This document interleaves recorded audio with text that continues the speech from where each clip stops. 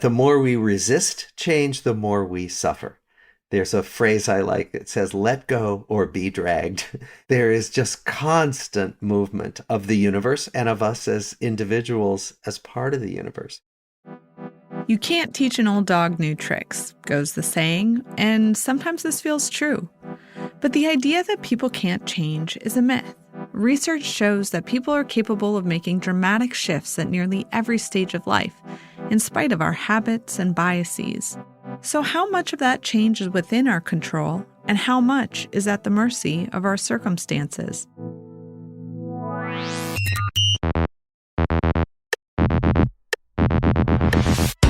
Welcome to Harvard Thinking, a podcast where the life of the mind meets everyday life. Today, we're joined by Mahzarin Banaji. I'm an experimental psychologist. I live and work in the Department of Psychology at Harvard University. Her work focuses on implicit bias, and she co-wrote the bestseller Blind Spot: Hidden Biases of Good People. Next, Bob Waldinger. I'm professor of psychiatry at Harvard Medical School. He also directs the Harvard Study on Adult Development, one of the longest-running studies on human happiness and well-being. It tracks the lives of participants for over 80 years. And finally, Rick Weisbord. I'm a senior lecturer at the Grad School of Education. I've also taught at the Kennedy School of Government for many years. he's a psychologist and is the director of the Making Caring Common project at GSE. And I'm Samantha Liney-Purfas, your host and a writer for the Harvard Gazette. Today, we'll discuss how, when, and why we change, intentionally and otherwise. It feels like we live in a culture that is constantly pushing us to do more, be more. Why do we focus on changing ourselves so much? Well, what's so striking is that for a long time, developmental scientists focused almost exclusively on children because children change so dramatically, like right before our eyes. And people thought once we got into our 20s, we found work. If we were lucky, we found love, and then we were good to go. We were set. And people didn't change much across adulthood. People began to look more closely and look at their own experience and realize how much change happens psychologically and biologically across the adult lifespan. And so you began to see the kinds of studies of change across adulthood that my study represents, that was begun in 1938. But for a long time, adult development was the kind of poor stepchild of developmental science. Psychologists, I think, have been remiss in really studying the two ends of life, right? So as Bob said, because we are interested in development for a variety of reasons, we focus on from the day a baby is born, and we go really well through, I think, the adolescent years because we're interested in the emotional mind and what happens, the volatility during adolescence and change and so on. And then we know nothing until, again, we get to a much older age where we worry and think about the last decade of life. But every decade, we're changing. We're entirely different people. There's so many different domains of change, right? And I think we do have a pretty strong belief in our culture that we can become more effective or competent, that we can become happier. There's a $1 billion self-help industry out there that is trying to make people feel better. My work is primarily on moral development. In moral development, I don't think we have strong notions of change in adult life, and that's a real problem. There's a notion in many parts of the country that you're born good or bad, and you're going to be good or bad your whole life. And I think we'd be a much healthier culture if we saw ourselves as having the capacity to love other people well and more deeply and empathize more deeply. You can have better relationships, and that's probably the strongest source of happiness we have.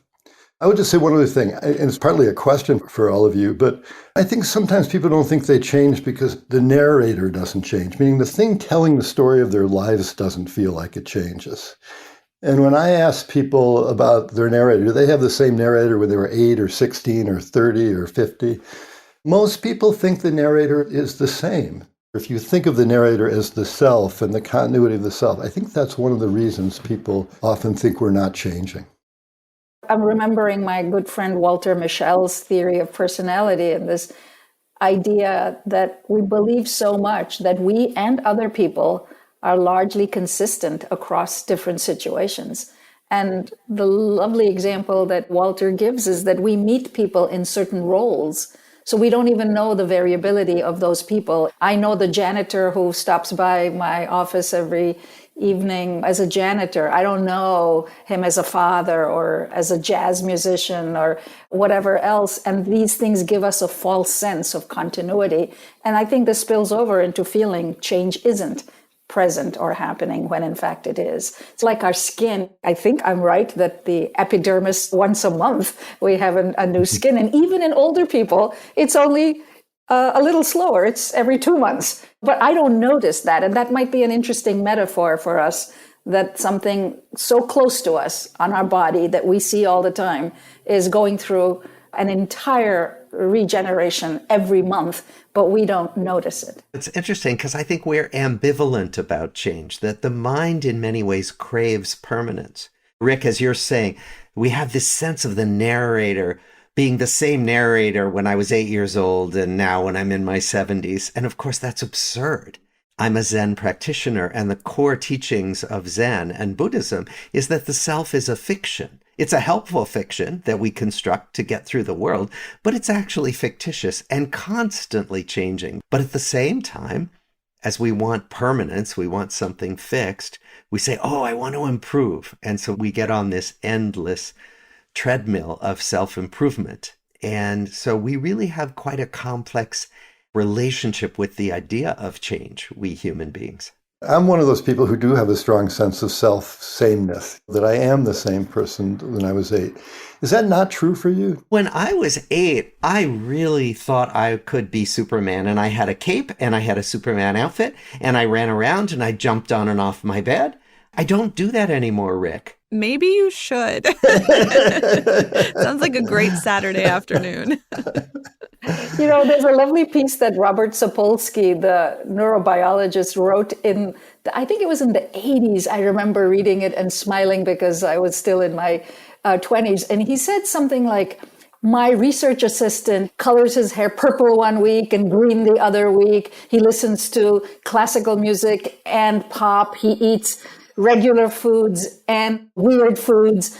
And he said, look at me. I've had the same shoulder length ponytail for the last 40 years, and I only listen to reggae and so on. And he concluded that piece by saying, if you haven't changed by a certain age for certain things, you never will. If you haven't eaten sushi by the age of 22, you never will. If you haven't had your nose pierced by 17, you never will. So there are certain things that, yes, it feels that way, but maybe there are bigger changes that happen later in life. One thing that I've been impressed by as I study people getting older is that the big change is in our perception of the finiteness of life. That we all know we're going to die from a pretty young age, but most of us say, oh, it's way in the future, or I'm going to be the exception here. I won't die. Everybody else will. And then what actually Laura Carstenson's work shows, and many people, is that about our mid-40s, we really begin to get a more visceral sense of the finiteness of life. And that sense of our mortality increases from the mid-40s onward. You can document it pretty precisely. And that institutes a whole set of shifts in how we see ourselves, how we see this narrator moving through the world, and how we see our time horizon. There are some things that are going to change just because of the fact of death. Yeah. It does seem like some people are very open to change and they're constantly learning and growing. But then there's other people who are very comfortable with how they are, even if other people maybe think they should change. It makes me wonder, are there some people who are more susceptible to change than others or more open to it? As with almost any other psychological, physical property, yes, there are individual differences. And far be it for me to bring up anything political in this moment. But one of the differences between what we consider to be liberal versus conservative, the dictionary definition, is that one group looks forward and wants change and wants to leave behind old ways of doing things, and the other wants tradition and stability. There's nothing good or bad here. These are both forces. But this is a real difference, I think, in almost every culture. I was born and raised in India. I've lived most of my adult life here. And in both cultures, I've seen these two big movements pull and push in opposite directions. And I guess at some level, I'd like to think theoretically that it's good to have a bit of that pull and push. And as I understand it, there's some theory and some grounding in empirical data that some of this may be biologically based, that some of us are temperamentally more inclined to resist change. We humans are arrayed on a spectrum, perhaps even biologically, about how much we welcome versus resist change.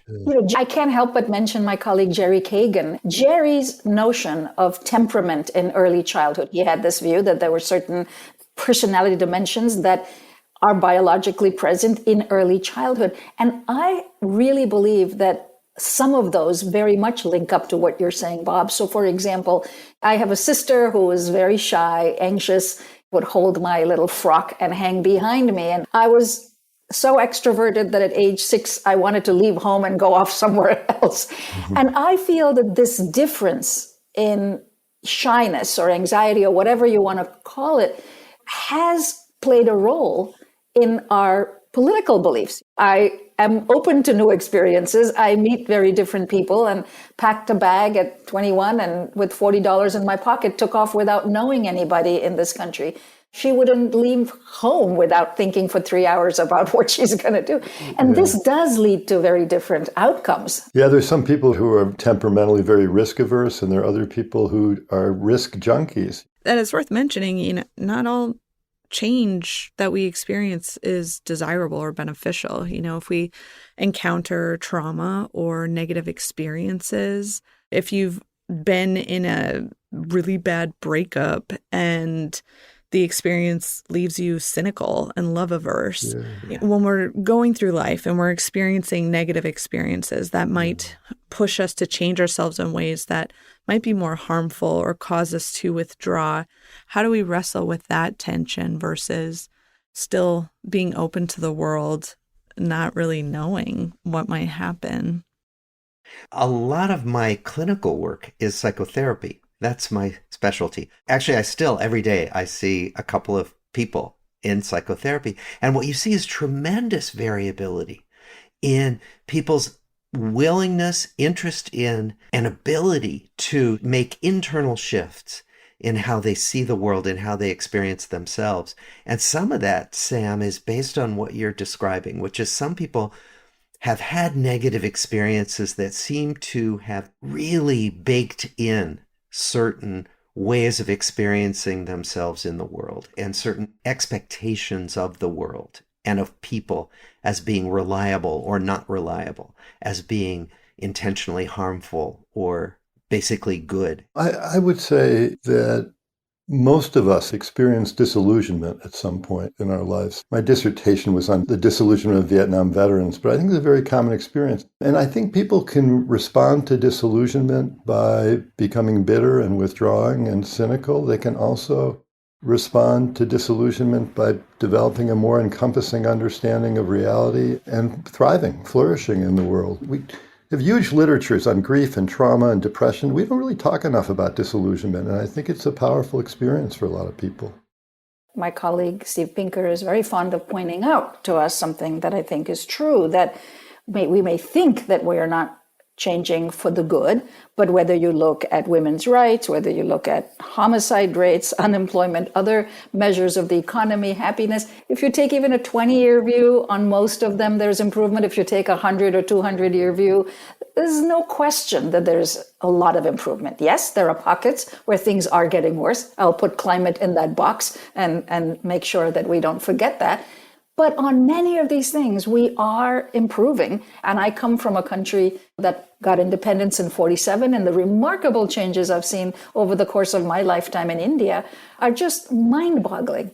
But our aspirations, I think, for better, which is a very good thing, I think often lead us to not see real progress that has also been made. And to your point, our cognitive bias that's built in, our bias to pay more attention to what's negative and to remember what's negative longer than what's positive. When we're younger, that changes as we get older, but that cognitive bias makes us vulnerable to having this sense that everything's falling apart, inflamed.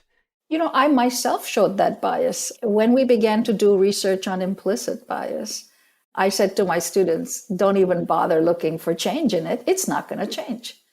It's implicit. It's not controllable. That's the nature of this beast. We can focus on changing people's conscious attitudes, but this thing is not going to change, not in my lifetime. And I was completely and utterly wrong on that.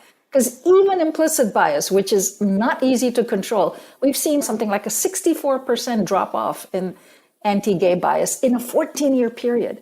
This alone is mind-boggling. How did our culture change so dramatically? How did we go from being so deeply religiously based, all sorts of social pressures?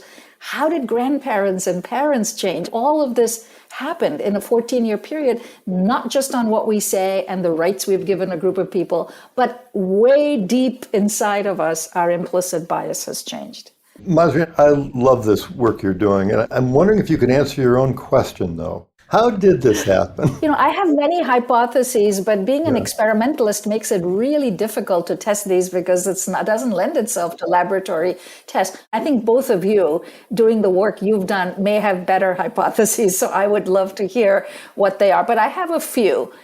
The first one is that sexuality had going for it a very positive feature, and that is that sexuality is embedded in all aspects of our society at all levels.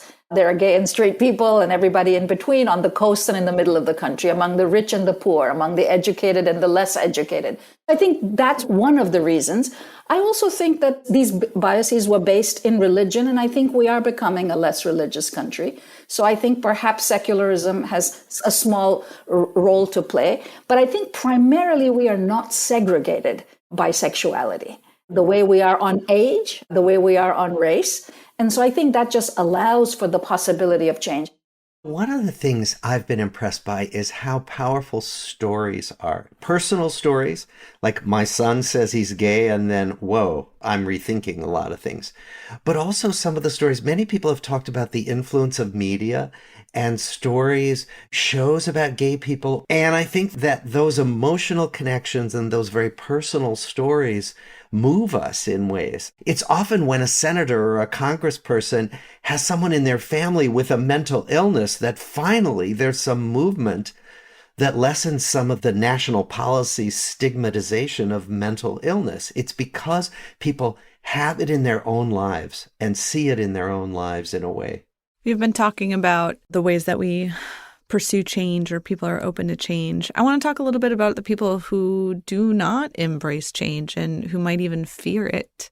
Think about Brexit and also some of what's going on in this country around immigration and just how much the fear of the outsider has been easy to evoke. There are certain fears that are just right below the surface.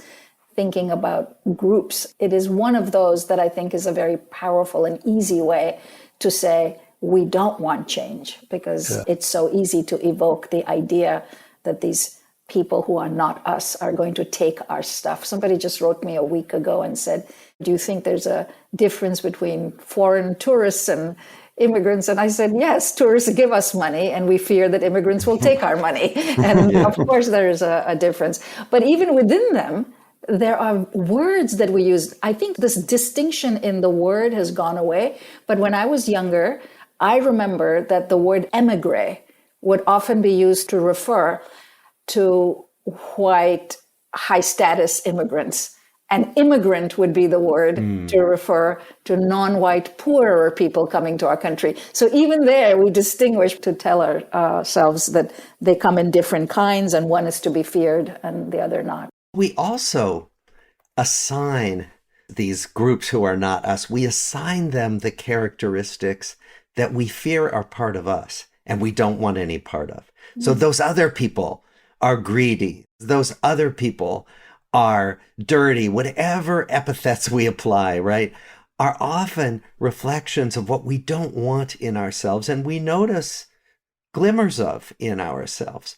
And so to resist those outsiders, to resist changes that come from the outside is also saying, I'm not going to let this stuff loose. I think change also involves grief sometimes and loss. It means a new way of being and foregoing a way of being that's been very familiar, and the relationships in an old way of being that you can change in ways that make it so it's hard to be close to your high school friends, or you can change in ways that may threaten your romantic relationship. What I was thinking about as I was listening to all of you talk, it's a fear of the unknown. If I change in some way, I can't fully predict what that life for me will look like. If it changes, will I even recognize it anymore? Who am I? Do I belong? Is there still a place for me in this new and different world? And I think sometimes that alone can be enough to be like, maybe I'll just keep doing what I'm doing. It's a lot to think about. So you're right, Sam, in bringing this up, because I've been worried about a particular issue. You said people for whom their life may not be what they were expecting it to be or had hoped to be. And I think about the group men as going through this. And of course, the world still is male dominated and so on. We just have to look at the disproportionate number of men in power. But I've been worried a lot about men being left behind. And as somebody who studies bias, I look for it everywhere, especially in places where we would not think to look. And there is something going on in this country. I don't know how magnified it is elsewhere. But today, 60% of college-going people are women. And very soon it will be 65%. And I think this is terrible for the country. I really believe that we need to hold this to 50-50. It's not good for the group, but it's not good for society. And in 20 years, I think we will be in a position where we will really regret not having paid attention to this. And it's not just going to college. There's just many shifts that are happening for men that are not getting attention and that I believe should. And it's a kind of a change, but it's seemingly having a negative impact on a particular group. Could you say a little more about that? To hear you say this is really interesting. There's a book that was written recently, and I wish I were remembering his name, but the book's name is Of Boys and Men. Richard Reeves. Yes, at the Brookings Institute. That book really changed my thinking. I had been feeling this. I had been noticing it because I teach in a concentration, a major at Harvard that has been slowly turning much more female. And so I began to worry about it because I wondered, like, where are the men? Why aren't they coming to psychology? So when I was the director of undergraduate studies, I started to just collect some back of the envelope data. And I said to my colleagues, I'm very concerned about this. I brought it up once in an APA meeting. This is the American Psychological Association group of chairs of psychology departments. And I was slapped down by men and women who said, sorry, we don't want to worry about this. And I was just stunned that we would say such a thing. What can I say? I just feel that there's now enough evidence that men are saying they're feeling they're being left behind. The data are, certainly for college. Now, I know that college is not the be-all and end-all of life, and not everybody needs to go to college and so on. But you and I know that going to college changes your life's trajectory. The way our society is set up currently, it is a very strong path to success. And we're taking that away from one group of people. To see this happening deserves some attention, in my opinion. I know we've been talking at the society level, so I want to bring it a little bit back to the individual. Is it more common for people to change intentionally and purposefully, like they're pursuing a change in their own life? Or is it more common that we change subconsciously or just simply because of the life experiences that we have? I would argue it depends on how much pain we're in. Yeah. If you have a motivation to change, a conscious motivation, you're more likely to take steps that are hard and require persistence, but to do that. Yeah. If things are good, you're probably not likely to make conscious, deliberate efforts to change because things are good. That's really interesting. It makes me think about this pursuit of happiness. I still feel unhappy. Therefore, I'm motivated to constantly keep changing, even though it never actually makes me happier sometimes. That's the kicker, right? That's the irony, that all the pursuit of happiness often makes you less happy. I certainly agree with Bob about suffering, but I might land differently on the question just in the sense that I do feel like we're always evolving, whether we intend to or not. Early adulthood changes you, parenthood changes you, midlife often changes people, aging changes people. So there are inevitable developmental changes that are happening. I was going to ask if we ever get to a point where it's good to just accept who we are and how we are and to be okay with where we're at in life. I think we have a lifelong responsibility to shield other people from our flaws. I love how you said that. I also think there's a distinction between the responsibility to keep trying to be better, to spare other people our worst aspects. And I totally agree with you, Rick.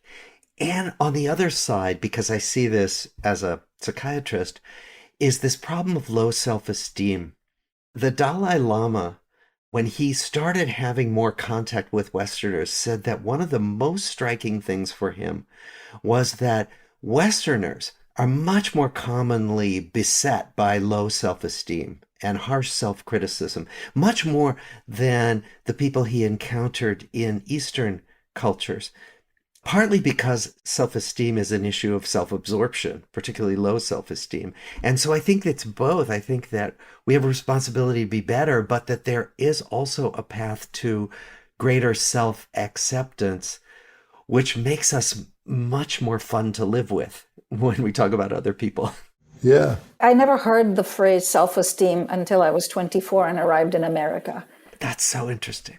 And yet, there is a positive side to it that I want to point out. And I think this is true of maybe not even Western culture, but the United States. I think Tocqueville said something in his book on democracy in America, that America was not a better country than other countries, but it had this magnificent ability of looking at its flaws. I feel that this is one of the things that I have loved about this culture, that there is something public about looking at our flaws. And I think it's the mark of a culture that's evolving in a very positive direction. Thinking about the coming new year, 'tis the season for New Year's resolutions and all of these dramatic statements of changes that people are going to make. I'm curious what you all think is beautiful about change and how it can have a healthy place in our lives as we think about changes we might want to make this upcoming year. Zen perspective, change is absolutely inevitable. Change is constant. Change is the only constant. And the more we resist change, the more we suffer. Mm-hmm. There's a phrase I like that says, let go or be dragged, that there is just constant movement of the universe and of us as individuals as part of the universe. So I would say it's like gravity. It's just here. It's with us. But which direction it goes in, the change, it's going to have. That, I think, is for every single one of us to continue to try to shape as best as we see it. And I think in that sense, this year is going to be even more important than other years. Thank you all for joining me for this really wonderful conversation today. Yeah, what fun. Thanks for listening. To find a transcript of this episode and to listen to all of our other episodes, visit harvard.edu/thinking. This episode was hosted and produced by me, Samantha Liney Perfos. It was edited by Ryan Mulcahy, Simona Covell, and Paul Mikashima, with additional editing and production support from Sarah Lamati. Original music and sound design by Noel Flatt. Produced by Harvard University. Copyright 2024.